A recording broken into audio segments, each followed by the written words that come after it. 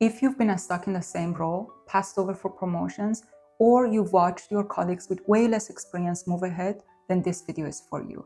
You might have one of these 8 blind spots that are killing your career progression. Blind spot number 1, the expert trap. You're the go-to person, the fixer, the one who gets things done. And because of that, they don't want to promote you. Not because you're not great, but because you're too essential where you are. I call this the expert trap. You can also call it being the single point of failure.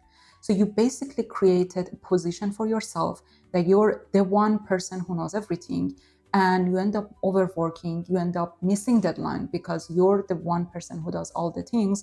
And your team, if you have a team already, they're gonna end up with things that are not quite interesting, or it's gonna be very junior type of tasks. And unless you shift your positioning intentionally, you're gonna get stuck at the execution level. I once coached this gentleman who had already a small team and was amazing, super dedicated, super knowledgeable, but he was doing all things by himself.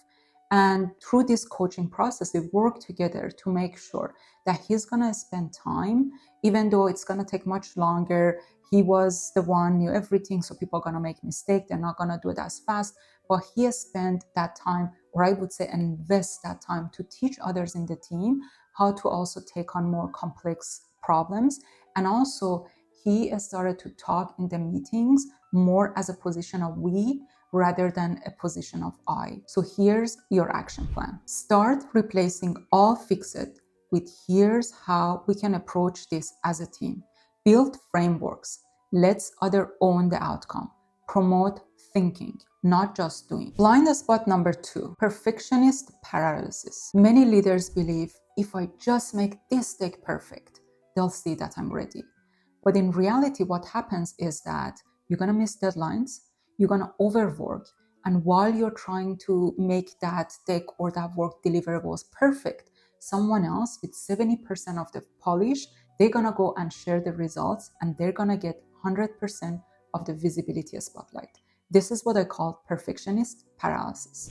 I have 2 specific tricks for this. One is that if I feel that I'm being perfectionist and I keep adding things to the deck, I keep really thinking about it and not presenting it to my management, then what I do, I set up a meeting at a reasonable time, but no longer than a week from that moment. And that forces me to, whatever I have, first of all, speed it up and finish things. And then I don't have the excuse of, oh, I don't feel this is perfect. I just have to go and present the work. The other thing is that, especially if I feel a little bit lost also, like I keep perfectioning things, but I don't feel like it's ready. What I do is I set up a meeting right away. So I don't even wait a week with my management and or with my team, like whoever are the stakeholders that I know they're gonna add insightful feedback. And I'm gonna tell them that this is the first draft. I'm very curious about your feedback and what you think. And I wanna make sure that I'm in the right direction and I'm aligned with your overall vision. And that, first of all, makes people feel that, I'm engaging them. I'm not doing something in silo. I'm really bringing everyone together. The result is always much better than me putting all the thoughts together and share something anyway. But also it leaves that impression that I'm a team player, that I'm a strategic thinker, that I collaborate on creating a work product. Always remember, done is better than perfect. The perfect that no one sees is useless. Here's your action step. Start sharing earlier. Use versioning. Here's a draft for discussion.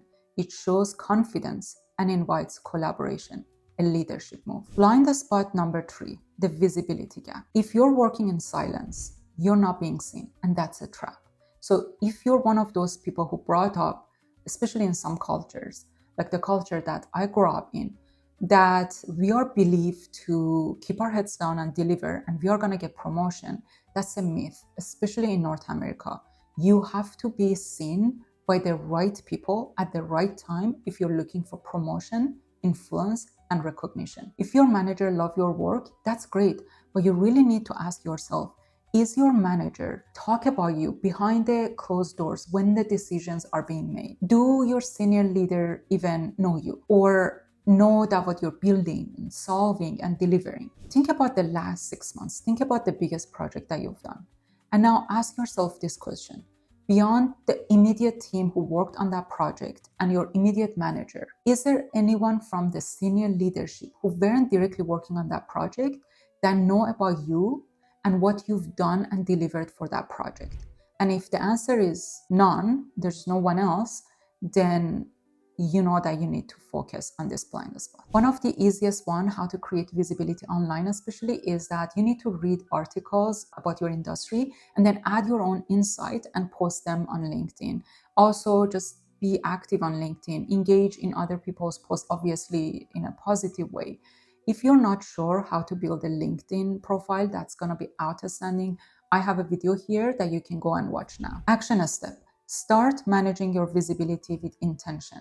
Share wins in team meetings. Offer to present results to senior management.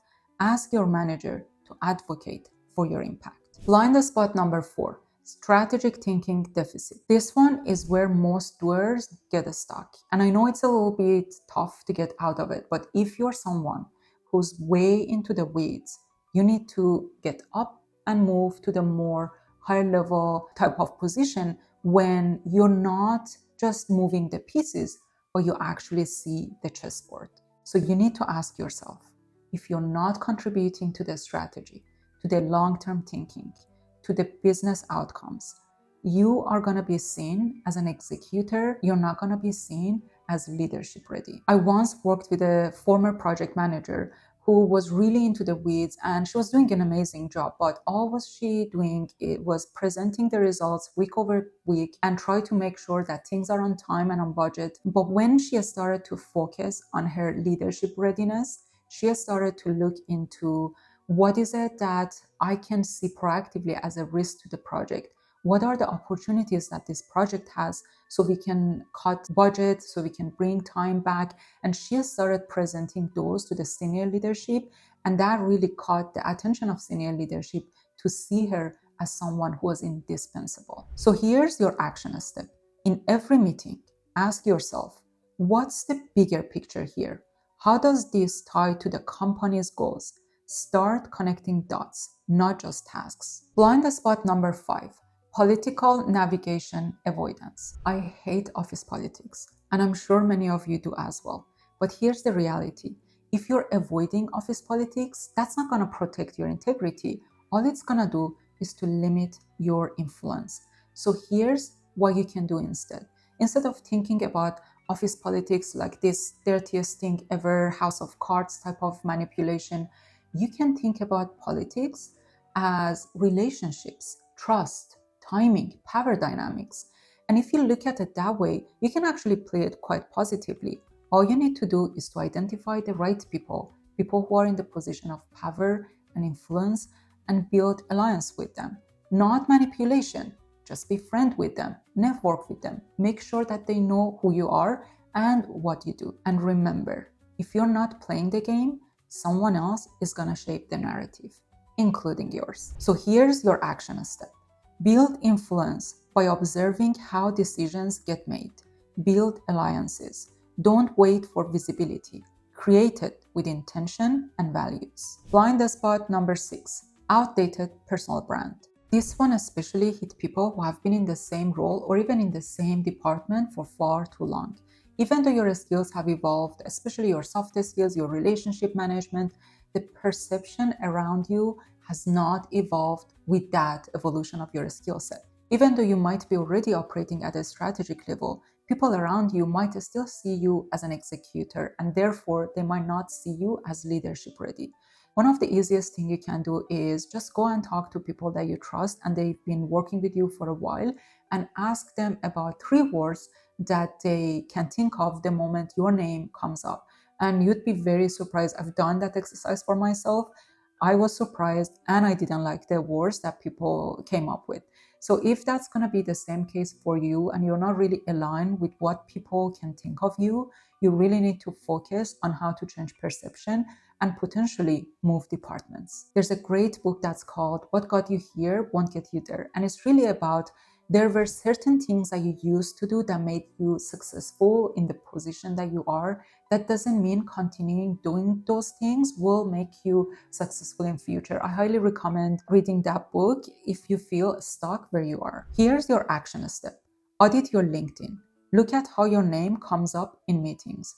Ask, what 3 words do people associate with me? And then, are those aligned with where I want to go? Blind spot number 7, fear of reinvention. Corporate careers used to be more like a ladder, but nowadays they're more like a jungle gym. Sometimes when you feel stuck, it's not because the ladder is broken. It might be because you're on the wrong one. That's why I moved from studying rocks as a geology in the mining industry to leadership in the banking industry, because what I wanted to get and with the speed that I wanted to get was just not possible on the ladder that I was on. So the easiest way for me, which actually it wasn't easy, but the only way for me really was to switch completely my industry. And I see that as a trap that so many professionals think about. I spent so many years at school studying a certain degree, and I spent years to work in a certain industry, and it would be waste of my time if I leave them and switch industry, even though they're not happy and they really don't like what they do and it's not getting them to the result that they're looking for. What I say is that sometimes you really need to think about if switching industry or even switching department or even switching your manager could really help with your promotion, and that might be the reason that you are stuck. What's one skill or role that excites you, but you've been too afraid to explore? Take a course, volunteer for a cross-functional project, shadow someone for a day in a job that you really admire.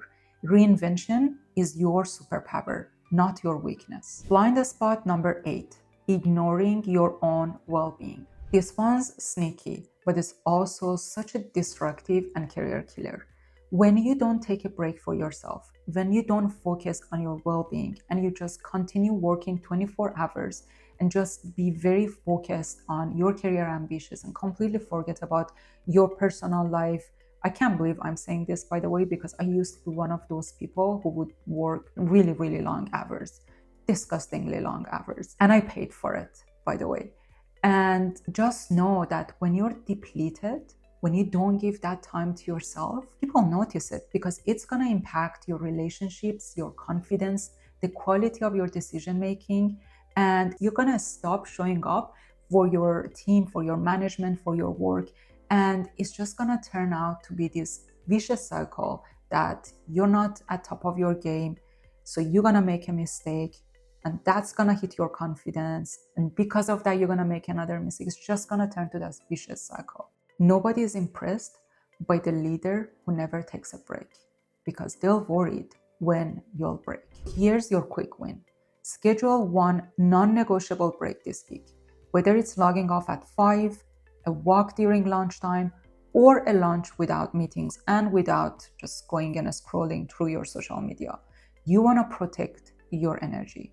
The best leaders have boundaries and they model them for others. Let's recap the 8 blind spots that might be holding you back. The expert trap, perfectionist paralysis, visibility gap, a strategic thinking deficit, political navigation avoidance, outdated personal brand, fear of reinvention, ignoring your well-being. Now it's your turn. Drop it in the comments. Which of these 8 blind spots hits you the hardest when you're like, oh yeah, I'm definitely doing this.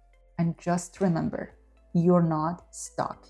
You're just few shifts away from being valued, seen, and promoted. Let's lead differently. Till next time.